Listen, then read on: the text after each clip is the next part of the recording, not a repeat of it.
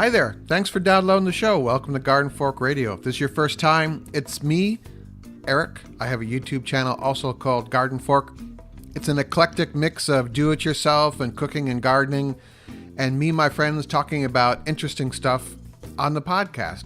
On the podcast today, you have me. It's Eric the Solo Show. I was in the car yesterday for like a 3-hour drive. That shouldn't have been a 3-hour drive, but because of traffic and rain, and I think holiday traffic, it became 3 hours, and it was not a lot of fun.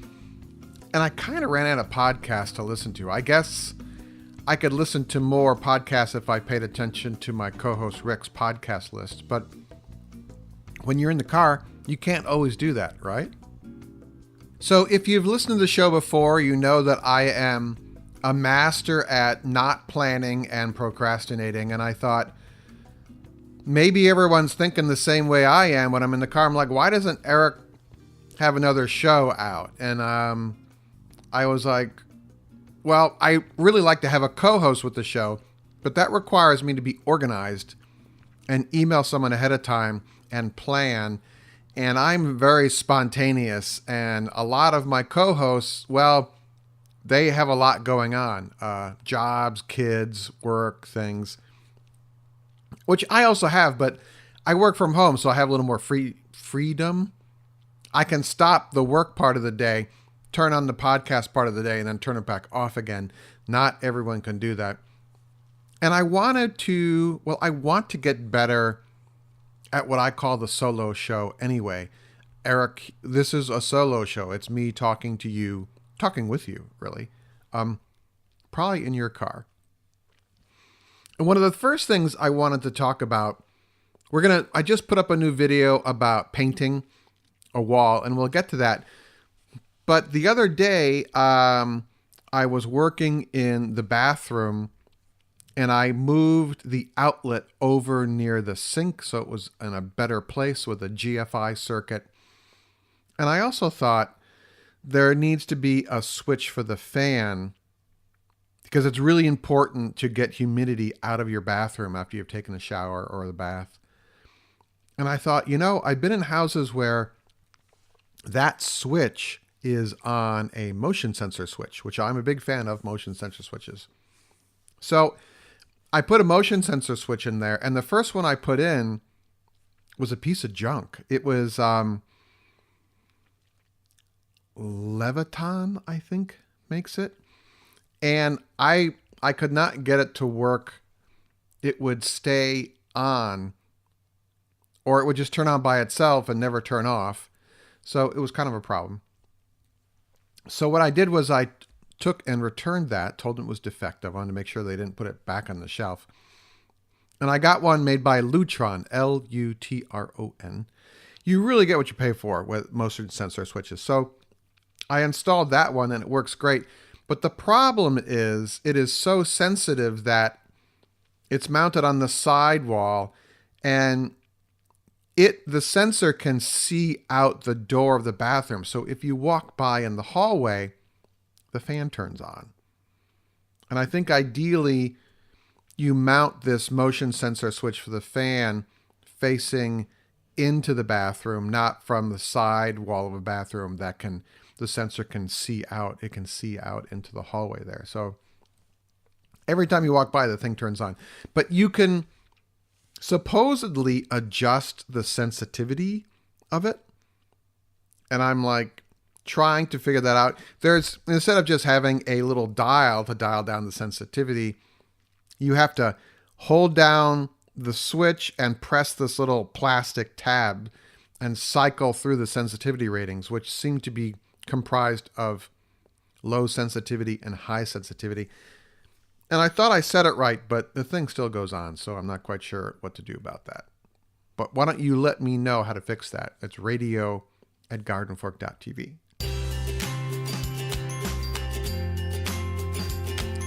Do you shop on Amazon? I shop locally and also on Amazon and other online stores.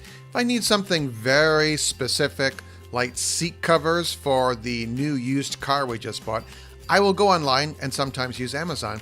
And Garden Fork happens to have a dedicated shopping page on the Amazon site now, which is very cool. It is an affiliate linked page. We do get a finder's fee for anything that you buy when you start shopping from that page. But I list there interesting items that I think are worthy of the Garden Fork DIY person. It's amazon.com/shop/gardenfork. If you would start your Amazon shopping experience, no matter what you're looking for on Amazon, start it at Garden Fork, and that would be great. It's amazon.com/shop/gardenfork. That's amazon.com/shop/gardenfork. So I've got Henry and Charlie here in the home office. They are under the desk right now, and it is getting very close to their dinner time, so we might experience Labrador shakedown, which basically entails Charlie Pup wagging her tail and staring at me, hoping to wake up Henry, and Henry will wake up and start barking at me.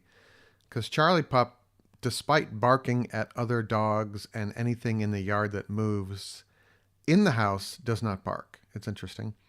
And Henry is, well, she's my princess, and she just demands what she wants. So right now she is hard asleep. She's 13 years old now.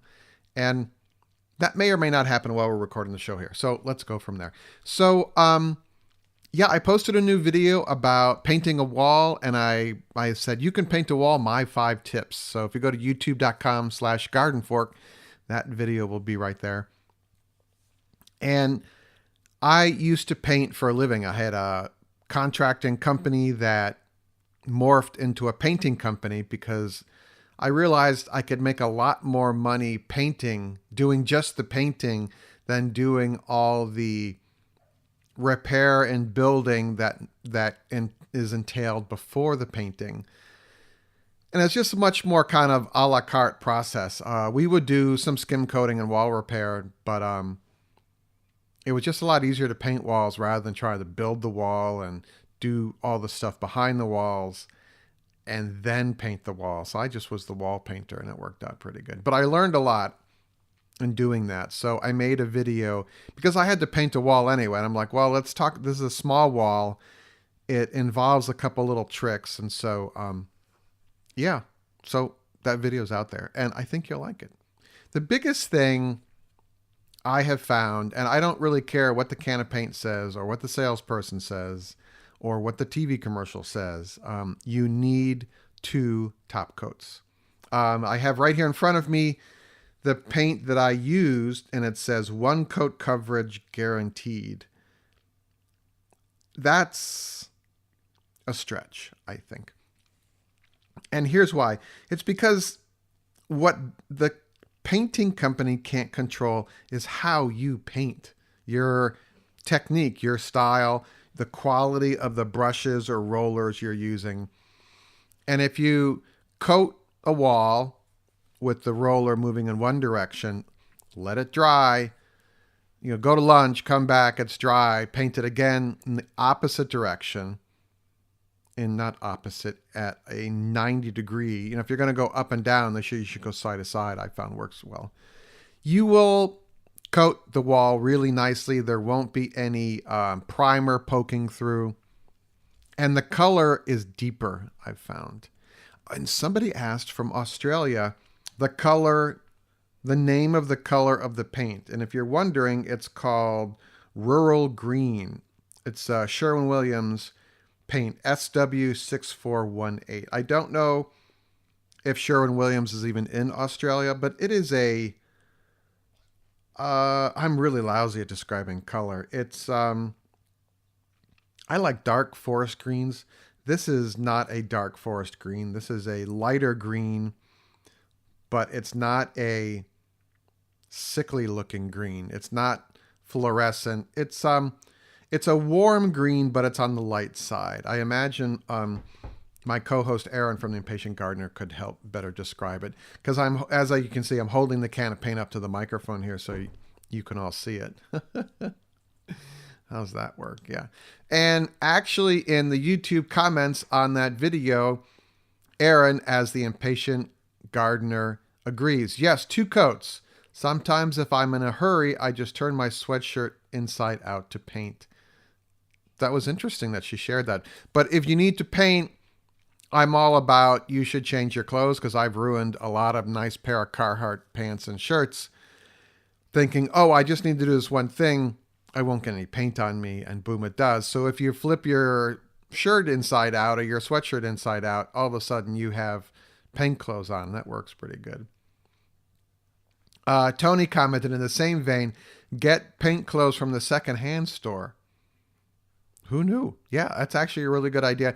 Oversized clothes work a little better, because if you're wearing some clothes and you just want to throw on some paint clothes, yeah, I think that works really well. But you can also get those white Tyvek suits and just reuse them. I actually went to, there's a place, I don't know what's still in Greenpoint, Brooklyn, called Pops, Pops Clothing, and they sold like Carhartt irregulars and work clothes that they couldn't sell as, you know, the name brand top quality stuff. And he would sell, but he had all sorts of different coveralls. So I bought some coveralls, and the legs were too long, but I used my sewing machine and I hemmed them back up, and that worked out pretty good. So those are my go-to coveralls, which are now encrusted in paint, which kind of shows just how much paint I've done. So the other thing, big thing, which I didn't talk about in that video, I should do a follow-up video actually, is I'm a big proponent of the no VOC paint or low VOC paint, and having all the windows open, putting a box fan in the window. You can, after a half a day of painting, you can get brain fog, and that is not a good thing. VOCs are volatile organic compounds, which is just a paint fume that you don't want to be breathing in and sending to your brain. So I think the no VOC brands are pretty good these days. Again, you're going to have to do 2 coats like anything. But if you buy quality paint, I think you're going to go a lot farther. Do not cheap out on your paints. Learn from me with that, you know. You can buy a cheap paint, it won't coat nearly as well, and then you're going to paint it 2 or 3 times, and so that cheap paint is no longer cheap because you're using more of it than if you would bought a quality paint. So I'm a big fan of what's called the mini roller. It's a paint roller, but it's 4 or 3 inches long, and it has some of them. You have to see which roller you're buying. It has a little plastic button on the side, and it allows you to get paint right up against a hard edge, and it'll cut down or eliminate on the cutting you have to do. There's a little demonstration of this in the video there, but it worked out really well. Great vid. I would have never thought of using a mini roller for cutting in. Yeah. Question. Since you have a lot of painting experience, my wife and I want to paint our house. The walls were previously painted with orange peel texture. Can I paint over these walls, or do I need to remove the orange peel texture and then paint the wall? If it's a textured wall and you want to paint it, just go ahead and paint it. But you're going to live with the texture. I mean, orange peel texture might be a sign that the wall's been painted a lot with a paint roller, especially a thicker paint roller that can kind of leave a dimpled surface. So I'm not quite sure what that means. But yeah, I'm just not a big fan of, especially like textured ceilings. Man, fixing those things are a pain. So yeah. All right, let's move on. Some more questions. So it was Brendan in Australia that wanted to know the name of the thing there, the paint. That was interesting.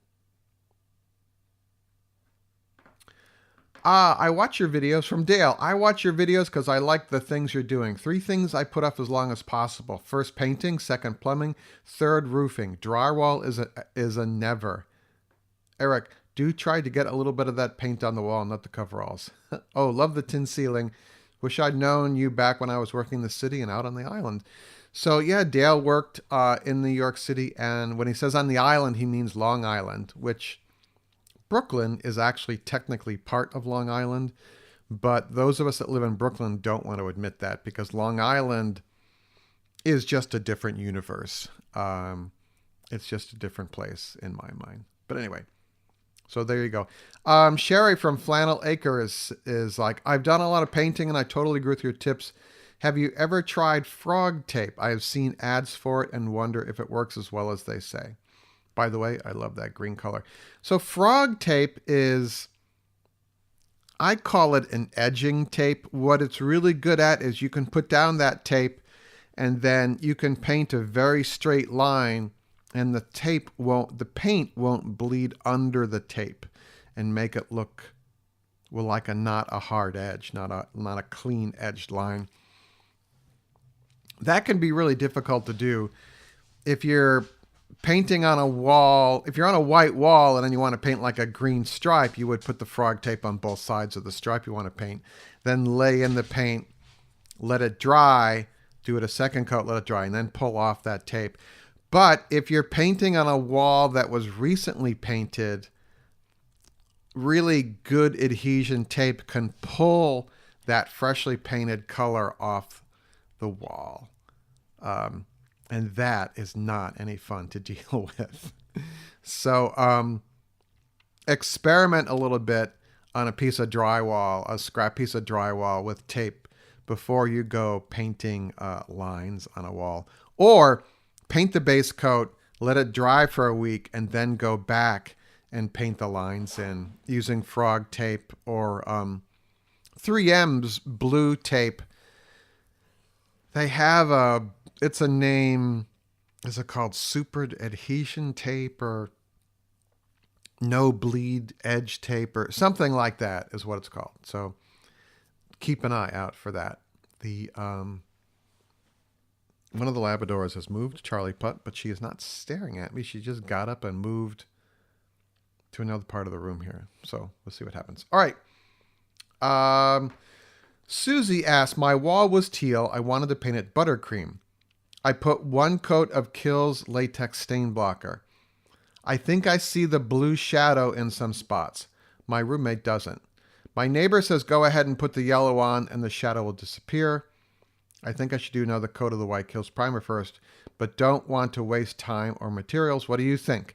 Paint the wall again with the stain blocker. The best stain blockers are shellac-based or oil-based. They are, the one I use is Zinsser, and it says Bond Coat on it, and it is shellac-based. It is fantastic.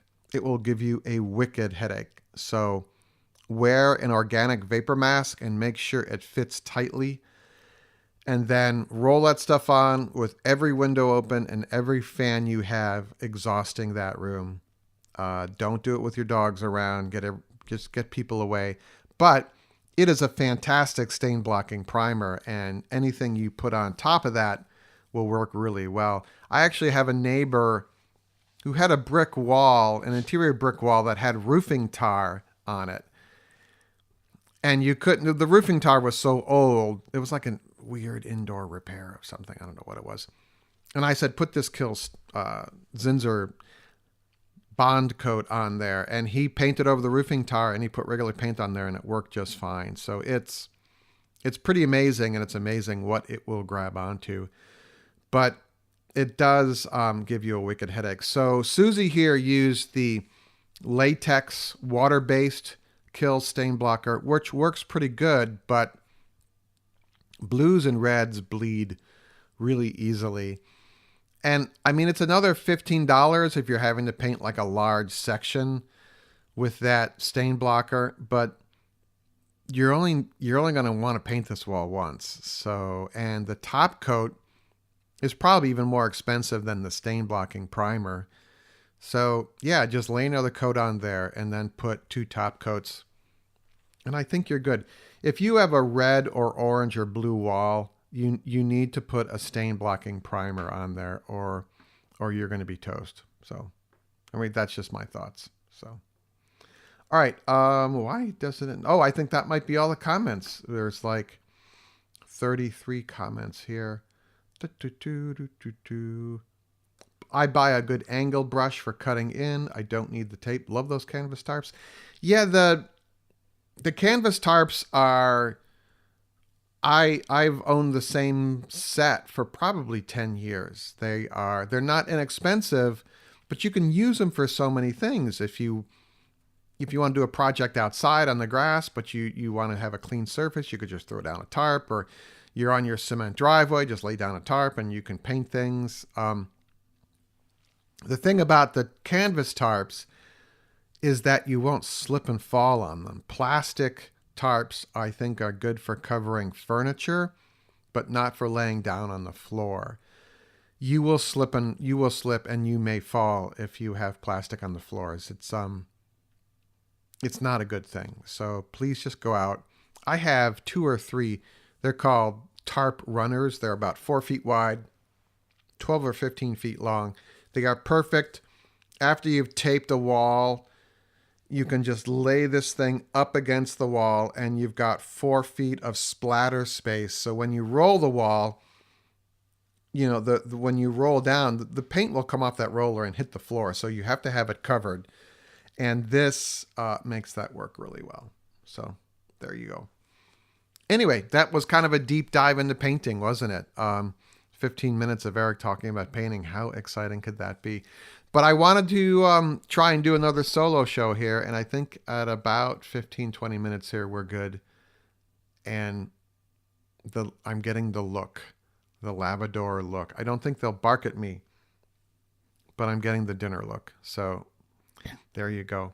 If you want to support Garden Fork, maybe you want to consider our Patreon program. It's kind of like, the NPR PBS model where you send a contribution every month. We use a site called Patreon for that. It's automated. It's very secure. And I suggest $3 a month if you want to start out there. And you could always upgrade it. A couple people send quite a bit more, which I'm blown away by. But, a cup of coffee a month for Garden Fork and you get, 3-4 episodes. And also, and I don't really talk about this, but I use an app that Patreon gives me as a creator. And I probably post every 3 days, just a picture of what I'm working on or behind the scenes. And it's exclusive to Patreon people. Or sometimes it's a picture I'm going to post on Instagram, but I post it a day or 2 ahead on my Patreon feed. But a lot of times it's just me and the dogs doing something, or hey, I rake the leaves here, just stuff like that. So if you're interested in that, the link will be in the show notes, or just go to patreon.com/gardenfork. That's patreon.com/gardenfork. All right. Let me know your thoughts. As always, radio@gardenfork.tv. We'll have another show out here for you shortly. All right. Make it a great day. Garden Fork Radio's executive producer is Jimmy Goots of hollowbooks.com, and our music is licensed from uniquetracks.com.